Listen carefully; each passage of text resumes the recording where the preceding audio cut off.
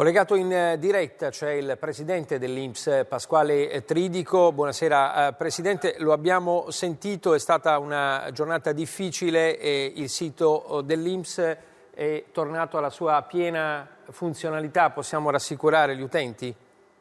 Sì, il sito è tornato in funzionalità, sebbene, come dire, abbiamo un afflusso enorme di utenti e allo stesso tempo utilizziamo risorse informatiche sostanzialmente per scudare l'istituto da questi attacchi che continuano a pervenire, attacchi di sciacalli, attacchi di hacker. L'ultimo l'abbiamo ricevuto intorno alle 17 questo, come dire, rallenta ulteriormente le procedure. Noi siamo come un ospedale che mettiamo in fila le persone. Oggi le persone sono tutte in fila online, questa fila quanto più va veloce, quanto più le persone diluiscono l'accesso all'istituto. Io rassicuro che le risorse sono per tutti, non c'è bisogno di affrettarsi, anche perché il governo ha assicurato che tutte le risorse necessarie ci sono e tutta la platea, i 5 milioni di utenti e quindi di autonomi riceveranno il sussidio. Voglio anche dire,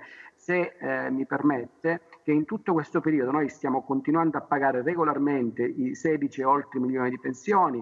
Ieri abbiamo ricevuto i milioni di flussi Uniemens che riceviamo sempre, paghiamo le NASPI, paghiamo le casse, paghiamo i redditi di cittadinanza, paghiamo le casse integrazione in corso, come dire, tutto l'ordinario, che sono milioni di prestazioni dell'istituto, viene fatto.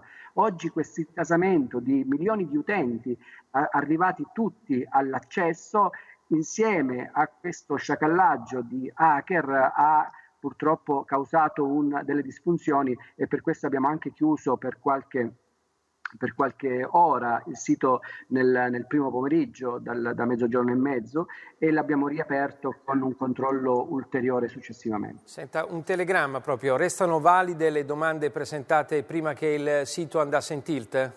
Assolutamente sì, noi abbiamo ricevuto prima 330.000 domande circa, a oggi siamo quasi, adesso l'ultimo dato è quasi 400.000 domande. Tutte le domande ricevute stamattina e fino adesso sono ovviamente valide.